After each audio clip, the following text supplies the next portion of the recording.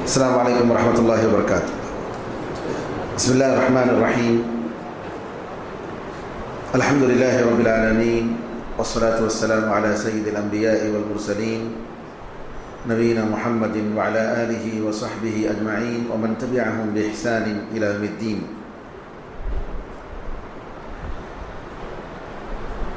استاد محترم مولانا شیخ انیس الرحمن اعظمی حفظہ اللہ سے بہت ساری باتیں اور بہت اہم باتیں ہم نے سنی کہ معاشرے میں گھریلو مسائل میں کیا کیا ہوتا ہے، کیسا ایک دوسرے پر ظلم ہوتا ہے، اور اخلاق اور کردار کتنا اہم ہے. بہت ساری باتیں الحمدللہ آپ کی تقریر میں آئیں. میں تھوڑی دیر کے لیے آپ سے ایک اہم موضوع پر کہ ہم نے رمضان سے کیا سیکھا. 30 دن ہم لوگوں نے عبادتوں میں، تلاوت کلام پاک میں، روزے میں اپنے نفس کو دبا کر کنٹرول کر کے ہم نے گزارے. 30 دن گزرے. لوگ کہتے ہیں کہ اگر اس سے کم مدت، 30 سے بھی کم مدت میں اگر کسی جانور کو ٹریننگ دیں گے تو وہ جانور کو عادت پڑ جائے گی. لیکن افسوس کہ انسان 30 دن بار بار ہر سال، مہینے میں ایک پورا ٹوٹل مہینہ جو ہے وہ ٹریننگ لیتا ہے اور پریکٹیکل طور پر اس ٹریننگ میں آتا ہے، لیکن جیسے ہی رمضان کا مہینہ ختم ہوتا ہے پورے طریقے سے جو ہے مائنس کر دیتا ہے. رمضان کے مہینے میں ہم لوگوں نے ٹی وی بند کر دیے، کوئی سیریل نہیں دیکھیں گے کوئی گندی چیز نہیں دیکھیں گے، گانے بجانے کے آلات ہم نے بند کر دیے، میوزک ہم نہیں سنیں گے لیکن جیسے ہی عید کی نماز ختم ہوئی ماشاءاللہ سب سے پہلے جو ہے حرام کام سے شروع کرتے ہیں. اور بعض لوگوں کے پاس تو یہ ہے کہ ان کی عید اس وقت تک پوری نہیں ہوتی جب تک کہ وہ سنیما ہال نہ جائیں. عید کی مناسبت سے، عید کی مناسبت عید ہے بھائی، سنیما ہال جانا ضروری ہے. نعوذ باللہ. یہ مہینہ جو گزرا ہم نے گزارا، اس کا کیا فائدہ ہوا؟ علماء کہتے ہیں کہ نیک عمل کے بعد دوسرے نیک عمل کی توفیق ہونا اس بات کی دلیل ہے کہ آپ کی پہلی عبادت، آپ کی پہلی نیکی قبول ہو گئی. اگر نیکی کے بعد برائی اور گناہ کر رہے ہیں، نیکی کی توفیق نہیں ہو رہی ہے، اس کا مطلب یہ ہے کہ آپ کی پرانی جو پہلی نیکی ہے وہ قبول نہیں ہوئی. نعوذ باللہ. کتنا افسوس ہوگا اگر یہ ہماری نمازیں، ہمارے روزے، ہمارا قرآن کریم کا پڑھنا اگر نعوذ باللہ اللہ تعالیٰ اس کو ریجیکٹ کر دے، کہہ دے کہ نہیں بیکار ہے، فائدہ نہیں. تو رمضان کا مہینہ آیا اور اللہ تعالیٰ نے بغیر مقصد کے نہیں رکھا. صاف اللہ نے کہہ دیا کہ رمضان کے روزے تم پر فرض کر دیے گئے. اس کا مقصد کیا ہے؟ لعلکم تتقون، کتب علیکم الصیام کما کتب علی الذین من قبلکم لعلکم تتقون، تاکہ تم تقوی اختیار کرو، پرہیزگاری اختیار کرو، اپنے نفس کو تربیت دو. یہ مقصد ہے، تقوی مقصد ہے. مبارک ہیں وہ لوگ جنہوں نے ماہ مبارک سے سبق سیکھا، اپنے نفس کو کنٹرول کر کے انہوں نے رمضان کے بعد کے پوری مدت میں، پورے سال میں انہوں نے اپنے آپ کو تیار کیا اور اپنے نفس کو تیار کیا، اور یہ عبادت ان کو مزید عبادت کی توفیق دی، اور اللہ تعالیٰ ان کو نیک لوگوں میں، متقیوں میں اللہ تعالیٰ شمار کر لیتا ہے. کتنے مبارک لوگ ہیں. اور یہی ہونا چاہیے، یہی رمضان کا مقصد ہے. اور اگر اس کے بالکل الٹا ہوا، نعوذ باللہ، اللہ تعالیٰ ہمیں اور آپ کو معاف فرمائے، تو ہمیں اللہ تعالیٰ سے معافی مانگنی چاہیے اور ہمارے عمل پر نظر رکھنا چاہیے، ورنہ میرے بھائیوں ماہ مبارک میں روزے رکھنے کا کوئی فائدہ نہیں، کوئی فائدہ نہیں، اس میں شک نہیں۔ ہم لوگوں کو یہ یقین کے ساتھ رکھنا چاہیے کہ جنت کو گھیرا گیا ہے مشکل کاموں کے ذریعے۔ اللہ تعالیٰ نے جنت کو بنایا، جبریل علیہ السلام سے کہا کہ ذرا جا کر دیکھو، جبریل علیہ دیکھ کر آئے، کہا کہ ارے جو بھی دیکھے گا داخل ہو جائے گا۔ پھر اس کے بعد دوزخ کو پیدا کر کے بتایا، دوزخ جا کر دیکھو، کہا ارے تو لوگ بھاگیں گے دیکھتے ہی۔ لیکن پھر اس کے بعد حفت الجنت بالمکارہ وحفت النار بالشہوات، اللہ تعالیٰ نے جنت کے اطراف مختلف مشکل کام ڈال دیے، 5 وقت نماز کی پابندی، توحید، توکل اللہ پر، اللہ سے امید، صبر، جی یہ ساری باتیں، روزے، زکوٰۃ اور حج، اور انسان اپنے نفسانی خواہش کو نکال کر جو ہے جی اس کا دل چاہتا ہے لیکن پھر بھی زکوٰۃ دیتا ہے، مال سے محبت ہے لیکن پھر بھی زکوٰۃ دیتا ہے، صدقہ اور خیرات کرتا ہے۔ تو کیا ہے، یہ سب مشکل چیزیں ہیں، نفس کے لیے مشکل ہیں۔ تو جنت کو اللہ تعالیٰ نے شہوت روکنا ہے، حرام باتیں نہیں کرنا ہے، ناجائز کام نہیں کرنا ہے، اپنے نفس کو کنٹرول کرنا ہے۔ نفس چاہتا ہوگا کہ ذرا بات کریں گے جا کر جی، لیکن اسلام جنت میں جانا ہے تو ان ساری چیزوں کو آپ کنٹرول کرنا پڑے گا، صبر کرنا پڑے گا۔ دوزخ کے اطراف دیکھا، پوری خواہش کی چیزیں، مرضی کی چیزیں، چوری، زنا، لوٹ مار، قتل و غارت کاری، غیبت، ہر قسم کی چیزیں۔ جبریل امین نے دیکھا تو کہا کہ جو ہے جنت میں یہ ساری جنت کے اطراف چیزیں دیکھی تو کہا آپ کوئی جانا مشکل ہے، اب جو ہے کسی انسان کا اس میں داخل ہونا مشکل ہے۔ کیوں؟ اتنی ساری چیزیں ہیں، اس کے بعد وہ جنت میں جا سکتا ہے۔ اور دوزخ کے اطراف دیکھا تو کہا کہ ایسا لگ رہا ہے کہ سارے لوگ اسی میں جائیں گے، سب لوگ دوزخ میں جائیں گے۔ تو میرے بزرگوں، زندگی کا مقصد ہمارا جنت حاصل کرنا ہے۔ ہم روزہ کیوں رکھیں؟ اللہ کو خوش کرنے کے لیے، جنت پانے کے لیے۔ یہ دنیا کی جتنی خواہشات ہیں اس ایک کے سامنے بالکل معمولی ہے، کچھ نہیں ہے، کچھ نہیں ہے۔ جنت سبحان اللہ، جس کو اللہ تعالیٰ نے کہا ہے کہ میں اپنے نیک بندوں کے لیے ایسی چیزیں تیار کیا ہوں جنت میں جس کو کسی آنکھ نے نہیں دیکھا ہے، جس کے کسی کان نے نہیں سنا ہے، کسی کے دل میں اس کا تصور اور امیجن بھی نہیں ہوا ہے، خیال بھی نہیں آیا ہے۔ کون کہہ رہا ہے؟ یہ سارے آسمان و زمین کا، سارے مخلوقات کا، یہ رنگ برنگ مچھلیاں اور درخت اور پھول اور پھل پیدا کرنے والا وہ اللہ کہہ رہا ہے۔ تو کیسا ہوگا وہ جنت کیسی ہوگی؟ اس رمضان میں سب سے بڑا سبق ہمیں جو لینا ہے میرے بھائیوں، کہ وہ جنت ہم کسی بھی طریقے سے حاصل کریں، جنت میں کسی بھی طریقے سے ہم گھس جائیں، اللہ تعالیٰ ہمیں جگہ دے دے جنت میں۔ حدیث میں آتا ہے کہ مقام صوت احدکم فی الجنہ خیر من الدنیا وما فیہا، ایک کوڑے کی جگہ اگر مل جائے، کوڑا جانوروں کو جو مارتے ہیں ہانکتے ہوئے، اتنی جگہ بھی مل جائے جنت میں تو دنیا اور دنیا میں جتنی چیزیں ہیں اس سے بہتر ہے۔ سبحان اللہ، دنیا کی ساری دولتوں سے بہتر ہے۔ کتنی؟ کوڑے کی اتنی جگہ کوئی چیز ہے؟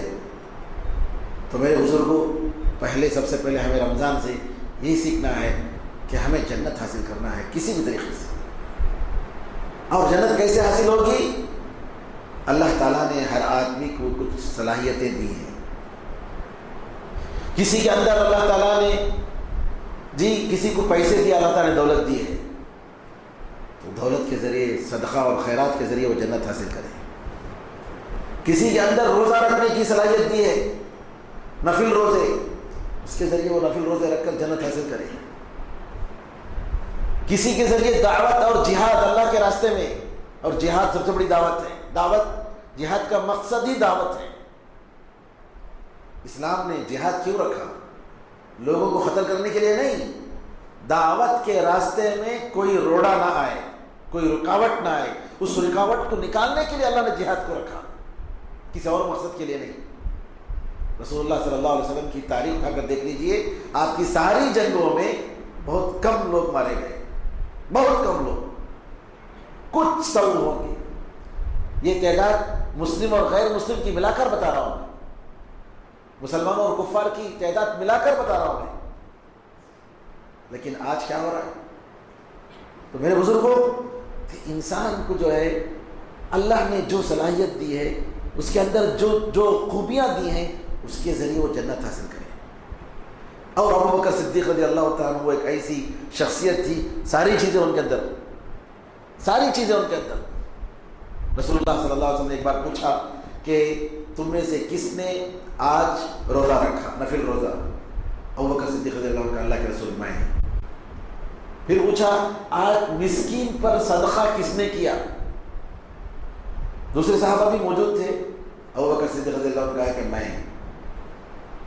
پھر سوال کیا آج کسی مسلمان کے جنازے کے پیچھے کون گیا، اس کی اتباع کی، نماز پڑھا؟ ابو بکر صدیق رضی اللہ عنہ کہا میں. نبی کریم صلی اللہ علیہ وسلم نے فرمایا کہ 8 جنت کے 8 دروازے سے تم کو بلایا جائے، 8 دروازے سے. تو بعض لوگوں کو اللہ تعالیٰ وہ صلاحیت بھی دیتا ہے، بہت کم لوگ. لیکن آدمی ہر ایک کے اپنے اندر اخلاق، اچھے کیریکٹر، جی یہ جنت کا ایک بہت بہترین ذریعہ ہے جنت حاصل کرنے کا. نبی کریم صلی اللہ علیہ وسلم نے فرمایا کہ میرے ساتھ رہیں گے جن کے اچھے کیریکٹرز ہیں. تو آدمی کو اپنے اپنے طور سے دیکھنا ہے کہ کس طریقے سے میں جنت حاصل کر سکتا ہوں، اور اس کے لیے پلاننگ کرنی ہے اور اپنی زندگی میں اس پر عمل کرنا ہے. اور ایسی چیز نہیں ارے ہم نہ مل جائیں گی بھائی، کیا بیچ نہیں، اللہ تعالیٰ اللہ معاف کرنے والا ہے. نہیں، حسن بصری رحمۃ اللہ علیہ کہتے تھے کہ جنت جو ہے خواہشات سے نہیں ملتی. قرآن میں اللہ نے فرما دیا لیس بامانیکم ولا امانی اہل الکتاب من یعمل سوءا یجز بہ. تمہاری خواہشات کا، جی تمہارے ڈیزائرز کا کوئی خیال نہیں کیا جائے گا. یہ مت سمجھو امت محمد پالیں گے. بعض لوگ بولتے نا ہم ان کے دامن کو پکڑ لیں گے، وہ ہمارے پیر چھوڑیں گے نہیں، ہم نہ جب تک جنت میں اللہ تعالیٰ ہمیں نہیں چھوڑے گا تب تک ہم نہیں چھوڑیں گے. کہتے جنت کس کے باپ کی ہے؟ جی نہیں، کسی کا نہیں چلے گا وہاں پر، کسی کا نہیں چلے گا. تو یہاں ہمیں کوشش کرنا ہے، محنت کرنی ہے، اس کے لیے پلاننگ کرنا ہے اور دیکھنا ہے کہ کیا ہم نے جنت، ہمارا عمل جو ہے جنت کو جانے کے لائق ہے. کوئی عمل ہو سکتا ہے کہ اللہ تعالیٰ کے ساتھ کوئی ایک بیٹھک جس میں اپنے گناہ کو یاد کر کے آدمی روتا ہے اور افسوس کرتا ہے تنہائی میں، ہو سکتا ہے کہ اس سے اللہ خوش ہو جائے. ہو سکتا ہے کوئی ایک شخص اذان سنتے ہی مسجد کو جاتا ہے اور مسجد سے لگا ہو اس کی محبت، وہ عمل سے اللہ تعالیٰ خوش ہو سکتا ہے. جی ہو سکتا ہے کہ جو ہے کچھ لوگ غریبوں کا خیال کرتے ہیں، جیسا کہ ابو بکر صدیق رضی اللہ عنہ کے بارے میں آتا ہے کہ سبحان اللہ بعض غریبوں کو، یتیموں کو، بیواؤں کو راشن ملتا تھا مہینہ مہینہ. کہاں سے ملتا تھا نہیں معلوم، کون کی ایک آدمی لا کر دیتا تھا. بس ابو بکر صدیق رضی اللہ تعالیٰ عنہ کے مرنے کے بعد معلوم ہوا کہ وہ راشن مل نہیں رہا ہے. لوگوں نے معلوم کیا بعد میں کہ ابو بکر صدیق رضی اللہ تعالیٰ عنہ تھے، آتے تھے غریبوں. اور شیخ بن باز رحمۃ اللہ علیہ کے بارے میں بھی کئی دنیا کے پتہ نہیں کتنے لوگوں کو جو ہے وہ پیسے دیتے تھے، کتنے لوگوں راشن بیچتے، پیسہ بیچتے. ان کی وفات کے بعد معلوم ہوا کہ شیخ بن باز رحمۃ اللہ علیہ اللہ ان پر رحم فرمائے، وہ ان کے خیرات تھے، یہ ان کی کوشش تھی. بہرحال آج رمضان سے ہم نے کیا سیکھا؟ سب سے پہلا سبق، یہ سبق ہم نے سیکھا مشکل کے ساتھ آسانی ہے. صبح سے لے کر شام تک صبر کرے. کھانے کے لیے سامنے چیز ہے، لوگ کھا رہے ہیں، جی ہوٹل میں جا رہے ہیں، بیٹھے رہے، لیکن ہم نے اللہ کے لیے کیا کیا؟ ہم خاموش رہے، صبر کیا. کب تک؟ مغرب تک. اور مغرب کے بعد ماشاءاللہ کھانے پینے کے دروازے کھل گئے. جی مشکل کے بعد آسانی. قرآن میں اللہ نے کہا ان مع العسر یسرا وان مع العسر یسرا. جی مشکل کے ساتھ آسانی ہے اور مشکل کے ساتھ آسانی ہے. عربی زبان میں کہتے ہیں العسر کہتے ہیں الف لام کے ساتھ, یہ معرفت کہتے ہیں. معرفہ کا مطلب یہ ہے کہ آئیڈینٹیفائڈ. لیکن یسرا جو ہے یہ جنرل ان آئیڈینٹیفائڈ نکرہ ہے, اس کو کہتے ہیں. یعنی المشکل تو ایک ہے لیکن یسرن دو بار اللہ نے ذکر کیا ہے تو دو آسانیاں ہو گئی. تو بعض صحابہ نے کہا لن یغلب عسر یسرین, ایک مشکل دو آسانی پر غالب نہیں ہو سکتی. اللہ تعالیٰ نے دو آسانیاں بتائی ایک مشکل کے ساتھ. تو کبھی انسان کو پریشان نہیں ہونا چاہیے, کبھی انسان کو پریشان نہیں, صبر کرنے کی ضرورت ہے, تھوڑا صبر کرنے کی ضرورت ہے. جیسا کہ حدیث میں آتا ہے کہ اللہ تعالیٰ کا رزق ذرا دیر سے مل رہا ہے, اس کی وجہ سے تم لوگ جو ہے حرام طریقے سے جلدی کر کے اس کو حاصل کرنے کی کوشش مت کرو. دے گا اللہ تعالیٰ, ضرور دے گا. ہر انسان جب تک اس کی زندگی ہے اس کا ایک نوالا ہے, ایک دانہ بھی ہے تو کھا کے ہی مرے گا, اس سے پہلے نہیں مرے گا. تو لہٰذا کہ دیر سے چیز آ رہی ہے, جلدی نہیں مل رہا نا, میں جلدی میں کروڑپتی نہیں بن رہا ہوں نا, جلدی میں لکھپتی نہیں بن رہا ہوں نا, پیسے مجھے جلدی نہیں مل رہا کر کے حرام طریقہ نہیں کمانا. نہیں, صبر کرو. دوسری چیز, کامیابی صبر کے ساتھ ہے. صبر کے بغیر کچھ نہیں ہو سکتا. کنٹرول, صبر کرنا پڑے گا. امتحان کے لیے کیا کرتے ہیں آپ؟ ایگزام ہے, پڑھتے ہیں, مسلسل محنت ایگزام ہے, کیا ہے, لیکن جب رزلٹ نکلتا ہے تو ماشاءاللہ آپ کی محنت وکارت جتنی بھی آپ نے کی, جو بھی تکلیف اٹھائی آپ نے, وہ سب ختم ہو گئی. ایک دن آپ نے آرام کیا, فریش ہو گئے ماشاءاللہ. لیکن جب رزلٹ آیا تو ماشاءاللہ آپ کی محنت کارگر ہو گئی. تو بالکل اسی طریقے سے صبر کے بغیر کچھ نہیں ملے گا. قرآن میں اللہ نے فرمایا وما يلقاها الا الذين صبروا وما يلقاها الا ذو حظ عظيم. یہ صبر کرنے کی طاقت ہر آدمی کو نہیں ملتی ہے, اور بڑے نصیب والا انسان ہی صبر کی طاقت اس کو ملتی ہے. تو رمضان جو ہے صبر پر ایک ٹریننگ ہے. جاہلیت کے زمانے میں ایک بڑا پہلوان تھا, اس کا نام عنترہ بن شداد, بڑا پہلوان. لوگوں نے اس سے کہا ارے تم اتنے بڑے پہلوان کیسے بن گئے, ہاں اتنے بڑے پہلوان تم کیسے بن گئے؟ اس نے کہا چاہو میرے منہ میں تم اپنا ہاتھ دو, میں تمہارے منہ میں اپنا ہاتھ دیتا ہوں, چبائیں گے دونوں, ٹھیک ہے. اس نے اس کے منہ میں ہاتھ ڈالا اور اس نے اس کے منہ میں ہاتھ ڈالا. یہ عنترہ بن شداد جو پہلوان یہ بھی چبا رہا ہے اور وہ بھی چبا رہا ہے, اور وہ جیسے ہی چبا, دونوں کے دانت ہیں, یہ نہیں کہ طاقت منہ میں جتنا چبا سکتا ہے چبائے. جیسے اس نے چبایا وہ چلانے لگا. عنترہ نے جیسے ہی چبایا اس کے ہاتھ کو, چلانے لگا, تو عنترہ نے چھوڑ دیا, دانت میں سے اس کے ہاتھ کو چھوڑ دیے. کہا دیکھو یہ صبر جو میں نے کیا نا, اسی سے میں جیتتا ہوں لوگوں سے. یہ صبر کی وجہ سے میں پہلوان بنا ہوں. صبر نہیں کرے گا تو انسان پہلوان نہیں بن سکتا ہے. جی ہاں. دوسری چیز ہم نے جو سیکھی ہے رمضان سے وہ یہ کہ ایمان اور ثواب کی نیت کے ساتھ عبادت کرنا. نماز دکھانے کے لیے, لوگوں کو خوش کرنے کے لیے نہیں. لوگ نمازی بولیں اس وجہ سے نہیں. کس کے لیے؟ ایمان کے ساتھ, ثواب کی نیت کے ساتھ. یہ دو چیز رہے گی تبھی آپ کا عمل قبول ہوگا, ورنہ آپ کا عمل قبول نہیں ہوگا. کوئی بھی عمل ایمان کے ساتھ, اللہ پر یقین کے ساتھ اور ثواب کی نیت کے ساتھ کرنا ہے. تو سارے عمل ہمارے ایسے ہونا چاہیے تاکہ اللہ تعالی ہمارے اعمال کو قبول فرمائے. تیسری چیز جو ہم نے رمضان سے سیکھا وہ یہ ہے کہ ہماری بندگی صرف اللہ تعالیٰ کے لیے ہو. اللہ کا حکم, اللہ نے حکم دیا کہ جیسے ہی مؤذن اذان دیتے ہیں فجر طلوع ہو گیا, ہم نے اپنے کھانا پینا چھوڑ دیا. یہ اللہ کا حکم ہے. تو اسی طریقے سے ہماری زندگی کے سارے مراحل میں ہم اللہ تعالیٰ کی بات کو مانیں گے، اللہ کی نافرمانی نہیں کریں گے، حتی المقدور ہم کوشش کریں گے، خوشی کا موقع ہو یا تب غم کا موقع ہو۔ غم کے موقع پر تو لوگ کر لیتے ہیں، اللہ کی بات مانتے ہیں، لیکن بعض لوگ کیا کرتے ہیں، خوشی کے موقع پر اللہ کو بھول جاتے ہیں۔ ہمارے ایک دوست نے بتایا کہ ایک صاحب ماشاءاللہ نمازی، اور اذان ہوتے ہی سب سے پہلے مسجد کو جانے والے، اور دعوت و تبلیغ میں ماشاءاللہ بہت جماعتوں میں جانے والے، ان کے گھر میں شادی ہوئی، دیکھا اتنا پیسے خرچ اور اسراف کہ نعوذ باللہ، حرام چیزیں، اور باقاعدہ وہاں پر ایک جگہ ہے ماشاءاللہ وہ لوگ ناچنے گانے والوں کو باقاعدہ بلا کر رکھا گیا ہے۔ یہ گئے دیکھا تو کیا بھی نہیں، ایک دن کے واسطے ذرا ہنکی کو بند کر لو، ایک دن کے واسطے۔ کس کی ہنکی بند کریں گے بھائی؟ تمہیں؟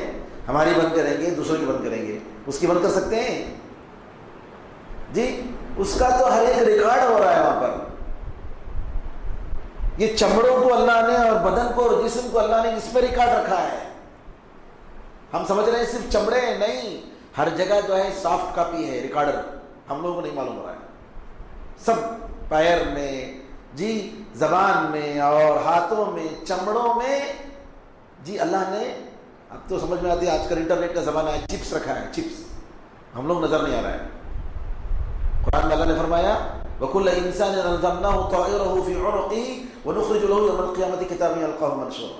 ہم نے ہر انسان کے گردن میں جی اس کا ریکارڈ رکھا ہے، یہاں پر سافٹ کاپی، قیامت کے دن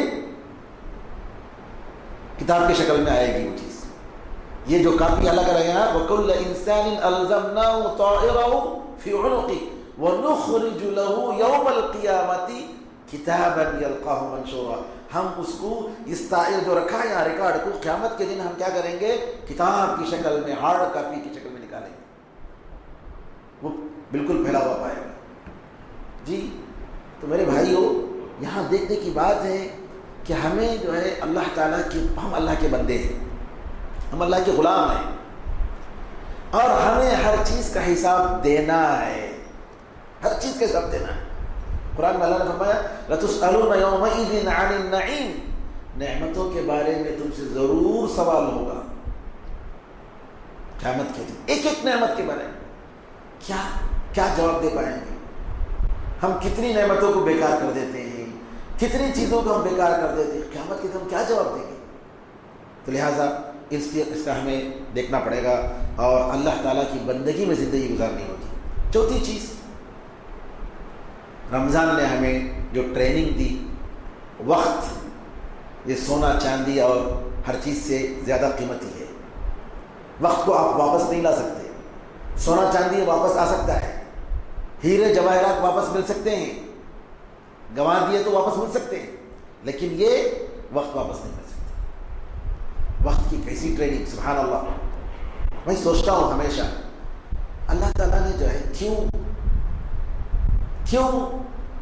رمضان ختم ہوا، چاند دیکھ رہے ہیں، کل عید، اب ایک 10 دن ہٹا کر رکھ سکتا تھا، نہیں رمضان کے عید الاضحیٰ کے جیسا۔ عید الفطر ہمارے پاس بڑی عید سمجھی جاتی ہے، 15-20 دن تب تک لوگ تیاری کرو، خریدو جی خوب، نہیں، ان چیزوں میں ویسٹ نہیں کرنا ہے وقت۔ لیکن عادت ہے ہماری، کیا کریں گے، ماشاءاللہ رمضان آیا تو شاپنگ شروع، کب تک؟ وہ عید تک شاپنگ چلتی رہتی ہے، وہ فلاں کے لیے کپڑے، فلاں کے لیے کپڑے، فلاں کا اس کے ساتھ جو ہے میچنگ کا وہ بنگڑیاں ہونا، میچنگ کا سیٹ ہونا جی، وہ ڈریس کے ساتھ ہر چیز، نعوذ باللہ۔ اور فیشن تو کون بناتے ہیں؟ فیشن ہمارے فیشن بنانے والے کون؟ ناچنے گانے والے، رنڈیا جو ہیں وہ فیشن بناتے ہیں، وہ فیشن۔ رمضان اس کے واسطے نہیں آیا بھائی، رمضان آیا کس کی وجہ سے جی؟ رمضان آیا یہاں ثواب کمانے کے لیے آیا، تو ہم لوگ وقت کس میں گزار رہے ہیں؟ نہ ہماری تاخیراتیں ہوتی ہیں، نہ ہمارے سب، ماشاءاللہ دیکھو مہینہ کا پورا حساب اٹھا کر دیکھیے کتنا ہم نے واقعی عبادت میں گزارا اور کتنا شاپنگ میں گزارا۔ اللہ ماشاءاللہ جن لوگوں پر اللہ نے رحم کیا ہے، گنے چنے لوگ، گنے چنے عورتیں، ان کے علاوہ دیکھیں گے ماشاءاللہ اتنا سے اتنا وقت تک فلاں شاپنگ مال میں، فلاں سے فلاں وقت تک وہاں پرسوکم میں، فلاں سے فلاں وقت تک جو ہے وہاں ٹی نگر میں، فلاں سے فلاں وقت تک، کیا جی پورا شاپنگ میں گزارے. تو رمضان سے کیا چیز کمائے گا؟ رمضان آپ کو ٹریننگ دیتا ہے وقت کی حفاظت کرنے کا. مغرب کی نماز ہوئی، افطار کی، فوراً آؤ تراویح پڑھنے کے بعد آپ ماشاءاللہ دین کی باتیں سن رہے ہیں، پھر جا رہے ہیں، پھر سحری کو اٹھو. جی یہ چیز، یہ رمضان کی ٹریننگ ہے. یہ ہمیں سیکھنا ہے کہ وقت جو ہے سونے چاندی اور دنیا کی ساری چیزوں میں قیمتی چیز ہے. رمضان نے ہمیں سکھایا قرآن کریم سے ہمارا تعلق مضبوط ہونا چاہیے. رمضان میں تو ماشاءاللہ قرآن پڑھتے ہیں، رمضان کے بعد پھر دوسرا رمضان آنا تبھی سے قرآن اٹھتا ہو، ورنہ اس وقت تک کیا ہے اس پر دھول مٹیاں ہر گھر کا تقریباً یہی ماحول ہے. الا ماشاءاللہ نہ ہم قرآن سنتے ہیں نہ قرآن پڑھتے ہیں. یہ رمضان کے لیے ہم ادا کرتے ہیں. قیامت کے دن اللہ کے سامنے کیا جواب دیں گے؟ حدیث میں آتا ہے القرآن حجت لک و علیک، قرآن آپ کے حق میں دلیل ہے، حجت ہے، یا آپ کے خلاف حجت ہے، دونوں میں سے ایک. تو میرے بزرگوں یہ کرنا بالکل ہی غلط ہے. قرآن شیخ الاسلام ابن تیمیہ رحمۃ اللہ علیہ آخری زندگی میں کہتے تھے کہ میں نے تمنا کی قرآن کریم کو پڑھ پڑھ کر مجھے اللہ تعالیٰ نے اتنا دل میں اطمینان اور سکون اور اتنا علم دیا کہ کاش میں پوری زندگی قرآن کے علاوہ کچھ دوسرا پڑھتا ہی نہیں. اور علماء کہتے ہیں کہ قرآن جتنا پڑھیں گے اتنا آپ کی زندگی میں برکت آئے گی، جتنا پڑھیں گے اتنی برکت آئے گی، اتنا آپ کو زیادہ کام کرنے کا موقع ملے گا. جتنا پڑھیں گے آپ کی تجارت ہو، آپ کی پڑھائی ہو، اتنا زیادہ آپ اور کام کرنے کا موقع ملے گا، اس میں برکت آئے گی قرآن کریم کی برکت سے. اور چھٹی چیز کہ روزہ ڈھال ہے. نبی کریم صلی اللہ علیہ وسلم نے فرمایا نوجوانوں جو تم میں سے شادی کی طاقت رکھتا ہے شادی کر لے.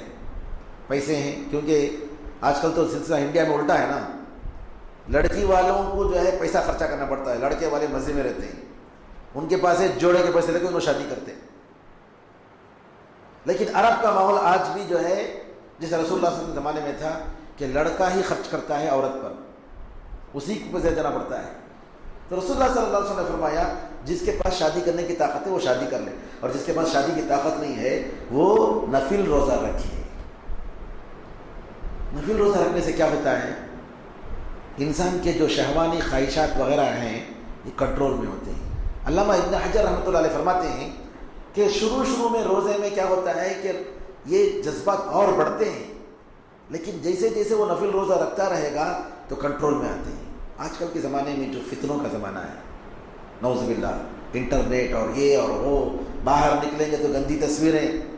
تو نوجوانوں کے لیے ایک بہترین چیز نبی کریم صلی اللہ علیہ وسلم کا نسخہ ہے. اگر شادی کرنے کی ابھی طاقت نہیں، آپ بزی ہیں، مصروف نہیں کر سک رہے ہیں، تو کیا کرو؟ روزہ رکھو. روزہ کیا کرتا ہے؟ یہ جذبات کو اور خواہشات کو کنٹرول میں لاتا ہے.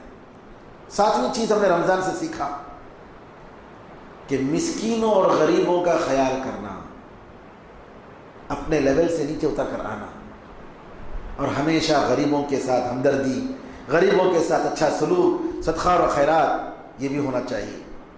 8ویں چیز رمضان سے ہم نے سیکھا نماز کی پابندی. کتنے بدنصیب ہیں وہ لوگ جو لوگ مسجد کو صرف رمضان میں دیکھتے ہیں یا جمعے میں دیکھتے ہیں، رمضان کے بعد مسجد کا تعلق ان سے ختم ہو جاتا ہے. بہت بدنصیب ہیں. علماء نے کہا کہ ایک نماز بھی چھوڑتے ہیں تو کافر ہے. رمضان باقی اگر ہماری نمازیں روزے سب قبول ہونی ہے تو یہ سلسلہ چلتے رہنا چاہیے. رمضان کے بعد 5 وقت کا نمازوں کی پابندی ہونی چاہیے. 9ویں چیز جو ہمیں اس رمضان نے دیا وہ یہ ہے کہ نظم و ضبط کی زندگی، جی کہ ہم نظم و ضبط کی زندگی گزاریں، نظام کے ساتھ چلیں.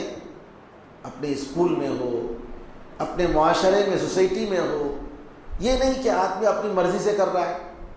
آپ نے دیکھا کہ سارے مسلمان مل کر ماشاءاللہ اپنی بستی کے سب لوگ روزہ رکھ رہے ہیں، اگرچہ کہ بعض لوگوں نے آج بھی عید منائی جو کہ غلط ہے۔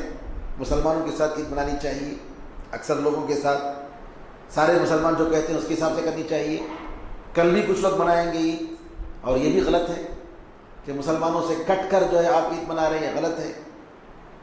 ہونا تو چاہیے کہ سارے مسلمانوں کے ساتھ آپ عید منائیں، یہی تو اسلام ایک سسٹمیٹک مذہب ہے، ایک دین ہے، ہر چیز میں سسٹم ہے، تو سسٹم کو فالو کرنا چاہیے اور نظم کے ساتھ رہنا چاہیے اور اس میں اختلاف نہیں کرنا چاہیے۔ مسجد کے ذمہ داران اگر کسی مسئلے میں مناسب ان کے رائے ہے، ہم نے دیکھا ایک دن افسوس ہوا، ایک آدمی اے سی آف کر رہا ہے، ایک آدمی اے سی ڈال رہا ہے، ہر 2 رکعت کے بعد پرابلم۔ کیا ہے بھائی؟ یہ ہم اور آپ کا کام نہیں ہے، یہ مسجد کے جو ذمہ داران ہیں اور انہوں نے جو متعین کیا ہے یہ ان لوگوں کا کام ہے، آپ کو اس میں دخل دینے کی ضرورت نہیں، چاہے گرمی ہو سردی ہو کچھ بھی ہو۔ جی وہ جو کہہ رہے ہیں، ایک آدمی کھڑکی کھول رہا ہے، ایک آدمی کھڑکی بند کرو بول رہا ہے، نہیں ہونا چاہیے۔ سسٹم جو ذمہ داران ہیں وہ ان کا حق ہے، ہم لوگوں کو اس میں دخل دینے کی ضرورت نہیں، وہ لوگ سمجھتے ہیں۔ آپ زیادہ سے زیادہ کیا کر سکتے ہیں، الگ سے جا کر ذمہ دار کو بلا کر، بھائی یہ دیکھو ایسا ہے، ذرا گرمی ہو رہی، ذرا ڈال دیا تو اچھا لگا، ذمہ دار کو بولیے، اپنے سے تصرف مت کیجیے۔ میں ایک مثال دی جو ہمارے ہاں آج کل ماحول میں ہم نے دیکھنے میں آتی ہے، تو لہٰذا مسلمان کیا ہوتا ہے کہ ہمیشہ امام کس لیے رکھا گیا، 5 وقت میں ہم لوگوں کو ٹریننگ دی جاتی ہے، 5 وقت ایک آدمی اذان دے اور ایک آدمی اقامت کرے، کیوں؟ تاکہ ہم سسٹم کے ساتھ رہیں، نظم کے ساتھ رہیں، بد نظمی نہ رہے، یہ ہونا ضروری ہے۔ 10ویں چیز رمضان نے جو ہمیں دیا وہ یہ ہے کہ یہ امت مسلمہ اپنے لیے نہیں، اللہ تعالیٰ کے لیے زندگی گزارتی ہے، اللہ کے حکم پر زندگی گزارتی ہے۔ ایک بیچارے غیر مسلم دوست ہیں، وہ کہتے ہیں تم لوگ کیسا صبح سے لے کر شام تک بھوکے رہتے ہیں، ہمنا نہیں ہوتا بھائی، صبح سے لے کر شام تک کیسا بھوکا رہتے ہیں؟ واقعی کمال کی بات ہے، آپ لوگ کیسے رکھتے جاتے ہیں؟ ارے ہمارے چھوٹے بچے 10-12 سال کے بچے روزہ رکھ رہے ہیں، 8 سال کے بچے روزہ رکھ رہے ہیں۔ جی یہ ٹریننگ ہے میرے بھائی کہ ہم انسان اپنے پیٹ کے لیے، اپنی ذات کے لیے نہیں، مسلمان کس کے لیے جیتا ہے؟ اس کے پاس بڑے عزائم ہیں، پختہ ارادے ہیں، وہ امت اور اللہ کے لیے جیتا ہے، اس کا ایک عقیدہ ہے، اس کے بڑے اہم مقاصد ہیں، تو اس کے لیے ہمیں زندگی گزارنی چاہیے۔ جو انسان سیلفش ہوتا ہے، کیا جی میں ہوں، میرے بچے ہیں، میری بیوی ہیں، بس آگے نہیں سوچتا ہے، یہ جو انسان ہے جو سیلفش ہوتا ہے وہ نعوذ باللہ وہ کمزور ہوتا ہے، اس کی زندگی، اس کی جسم تک، اس کا گھر تک اس کی زندگی ہے، وہ آگے کے نہیں سوچتا۔ لیکن ایک مسلمان ایسا نہیں ہوتا ہے، وہ اپنے معاشرے کی سوچتا ہے، اپنی سوسائٹی کی سوچتا ہے، فکر کرتا ہے کہ کیا بھائی یہاں ایسے ہو رہا ہے نا، ارے لوگ یہاں مرتد ہو جا رہے ہیں، کرسچنٹی آ کر لوگ، کرسچن لوگ آ کر مسلمانوں کو کرسچن بنا رہے ہیں، اس کے دل میں درد ہوتا ہے۔ غریب لوگ ہیں، ان کا گھر گر گیا ہے، چلو کچھ کریں گے، بیوہ عورتیں، یہ جو مسلمان کا جذبہ ہوتا ہے، وہ سوچتا ہے ہمیشہ، اونچی سوچ ہوتی ہے اس کی، اپنی نچلی سوچ میں نہیں رہتا ہے۔ رمضان کی راتیں یہ خود ایک مدرسہ ہے ہمارے لیے، ایک اسکول ہے، کیوں؟ کیونکہ ہم جنت حاصل کرنے کے لیے اللہ تعالیٰ کے سامنے کھڑے ہوتے ہیں، وہ رات گزارتے ہیں، اور یہ رات کی نمازیں، بعض علماء نے کہا ایک رکعت ہی صحیح رات میں نماز پڑھو، ایک رکعت ہی صحیح رات میں نماز پڑھو، اللہ تعالیٰ ہمیں اور آپ کو توفیق عطا فرمائے۔ یہ انبیاء اور سلف صالحین اور نیک لوگوں کا مستقل رات کا معمول رہا ہے، مستقل معمول، کم از کم ایک رکعت ہی صحیح کچھ ہونی چاہیے، چاہے رات کے پہلے حصے میں ہو، عشاء کے بعد ہی صحیح، یا فجر سے پہلے ہو جو کہ افضل وقت ہے، لیکن ہونا چاہیے۔ یہ ہم نے رمضان کی تراویح سے ہم نے سیکھا، اور رمضان سے ہم نے یہ بھی سیکھا کہ سفر بہت لمبا سفر ہے، آخرت کا سفر، ہمیشہ کی زندگی ہے، خالی ہاتھ جائیں گے تو کچھ نہیں ملے گا، اس کے لیے کچھ توشہ تیار کرنا ہے، نیک عمل کا توشہ، نیک عمل کا توشہ، صدقہ اور خیرات کا، عبادتوں کا، اذکار کا، تلاوت کلام پاک کا، نمازوں کا، نفل عبادتوں کا۔ اور یاد رکھیے رمضان کا مہینہ تو ختم ہو رہا ہے، لیکن اللہ تعالیٰ ہمیشہ کے لیے زندہ ہے، اور حدیث میں آتا ہے کہ اللہ تعالیٰ اپنے ہاتھوں کو رات میں پھیلاتا ہے تاکہ دن میں گناہ کرنے والا رات میں توبہ کر لے، اور دن میں پھیلاتا ہے تاکہ رات میں گناہ کرنے والا اللہ کے پاس پلٹ کر آ جائے، توبہ کر لے۔ دن رات اللہ تعالیٰ کا ہاتھ توبے کے لیے کھلا ہے، دن رات، روزانہ، سال کے 360 دن۔ تو ہمارا کیا فرض ہے کہ اگر ہماری طرف سے غلطی ہو جاتی ہے تو فوراً ہم ہوشیار ہوں، اللہ تعالیٰ سے معافی مانگیں، اپنے گناہوں پر شرمندہ ہوں، اور اللہ تعالیٰ سے بار بار ہم مطالبہ کریں اصرار کے ساتھ کہ اللہ تعالیٰ ہم پر رحم فرمائے، ہمارے گناہوں کو معاف فرمائے، نیکی کے راستے پر استقامت عطا فرمائے۔ بہت بڑی چیز ہے میرے بھائی، استقامت یعنی اسٹیپ فاسٹ رہنا صحیح طریقے پر۔ یہ ہر ایک کو نصیب نہیں ہوتا، یہ کس کو نصیب ہوتا ہے؟ جو ہمیشہ اللہ سے توبہ کرتا ہے، استغفار کرتا ہے، سوچتا ہے میں نے کیا کیا، میں نے کون سی غلطی ہو گئی، اچھا مجھے کیا کرنا چاہیے تھا، ہمیشہ اپنے نفس پر سوچتے رہتا ہے، کوستے رہتا ہے، اس کو اللہ استقامت نصیب فرماتا ہے۔ حدیث میں آتا ہے کہ مومن جو ہے پودے کی طرح ہوتا ہے، چھوٹا جو پودا ہوتا ہے، ہوائیں آتی ہیں ادھر جھکتا ہے، ادھر جھکتا ہے، جی ادھر جھکتا ہے، ادھر جھکتا ہے، لیکن گرتا تو نہیں۔ تیز ہوائیں آتی ہیں، لیکن کافر کیسے ہوتا ہے؟ ایک تنے درخت، موٹے درخت کے جیسا، زبردست ہوائی درخت کو گرا دیا۔ کیا مطلب؟ یعنی مومن اگر ادھر جھک گیا، سیدھے راستے سے ہٹ گیا، تھوڑا سا گناہ ہو گیا تو فوراً سنبھل کر پھر کھڑتا ہے۔ کبھی ادھر غلطی ہو گئی، فوراً سنبھل کر پھر کھڑتا ہے، چھوڑتا نہیں ہے راستے کو، توبے پہ توبہ کرتا رہتا ہے اور اللہ تعالیٰ سے معافی مانگتے رہتا ہے۔ یہ مومن کی شان ہے۔ لیکن کافر کیا ہے؟ وہ تو کفر کی، اس کے فجور اور فسق کی حالت میں رہتا ہے، غضب آ کر اس کو ختم کر دیتا ہے، سیدھے راستے میں تو نہیں رہتا ہے۔ اور جو درس ہم نے، ایک بڑا درس ہم نے یہ بھی سیکھا رمضان میں کہ اپنے نفس کی تربیت، شیطان سے جنگ کر رہے ہیں، شیطان سے ہم لڑ رہے ہیں، اپنے نفس کی خواہشات سے ہم لڑ رہے ہیں۔ یہ بہت بڑی ٹریننگ ہے رمضان کی، اور اسی سے تقویٰ ملتا ہے۔ جب تک ہم اپنے نفس سے جہاد نہیں کریں گے، یہ دشمنوں کے جہاد سے بھی بڑھ کر ہے میرے بھائیوں۔ لہذا اپنے نفس کو کنٹرول کرنا، جی بڑے موذی کو مارا، نفس امارہ کو گر مارا۔ شیر کو، چیتے کو مارا ہوا کیا بڑی بات نہیں ہے، بڑا پہلوان نہیں ہے۔ اپنے نفس کو مارا، برے، وہ نفس امارہ جو برے عمل پر انسان کو بارتا ہے، تو بڑے موذی کو، بڑی تکلیف دینے والے جانور کو مار دیا۔ یہ اصل چیز ہے کہ اپنے نفس کو انسان کنٹرول میں کرے۔ آخر میں میرے بھائیوں، 30 دن مسلسل ہم نے روزہ رکھے، یا 1 مہینہ ہم نے روزہ رکھا، جی قیام کیا، تلاوت پڑھی، دعائیں کی، شیطان کے پناہ سے ہم دور رہے، جی جنت کے دروازے 30 دن کھلے رہے، دوزخ کے دروازے بند رہے، ایمانی ماحول تھا۔ اور خاص طور پر رمضان کے آخری 10 راتیں اور 10 دن پوری طریقے سے کٹ گئے، جی اللہ تعالیٰ کی طرف ہم آ گئے، اعتکاف میں بیٹھا، جی دعاؤں میں اور ذکر میں ہم نے گزارا۔ اب اس کا نتیجہ کیا ہونا چاہیے؟ اس کا رزلٹ یہی ہونا چاہیے کہ زندگی بھر انشاءاللہ اللہ تعالیٰ کے وعدے کے پر ہم قائم رہیں گے، اللہ تعالیٰ کے ساتھ جو اگریمنٹ کیا ہے اس کو نہیں توڑیں گے۔ قرآن میں اللہ تعالیٰ نے فرمایا کہ تم لوگ اس عورت کے جیسے مت ہو جاؤ جو بڑی مشکل سے دھاگا بناتی ہے، بہت مشکل سے، پھر اس کے بعد کیا کرتے ہیں؟ دھاگا جب بن جاتا ہے، تیار ہو جاتا ہے، تو قینچی اٹھا کر کٹ کر دیتی ہے۔ ویسا مت بنو۔ یہ کون ہے؟ جو اللہ تعالیٰ کے ساتھ اپنے رشتے کو مضبوط کرنے کے بعد جی کیا کرتے ہیں؟ پھر پلٹ کر آ جاتے ہیں، نعوذ باللہ۔ اس کو عربی میں انتکاسہ کہتے ہیں کہ آدمی صحیح راستے سے جو ہٹ جائے۔ اور اس کے لیے راز کی بات یہ ہے کہ بندہ اللہ تعالیٰ کے سامنے عاجز ہو کر ہمیشہ اللہ تعالیٰ سے استقامت کی دعا کرے، ہمیشہ، اے اللہ مجھے سیدھا راستہ عطا فرما، اے اللہ مجھے ہدایت عطا فرما، اے اللہ مجھے توفیق عطا فرما، اے اللہ اگر تو مجھے نہیں دکھایا، توفیق نہیں دیا تو میں بھٹک جاؤں گا۔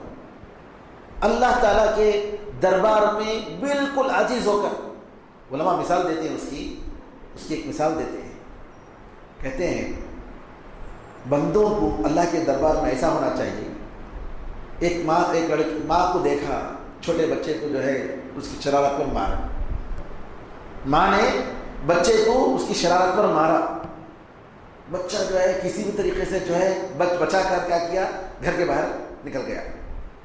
ماں کو غصہ آیا، دروازہ بند کر دیا، دروازہ اس نے بند کر دیا۔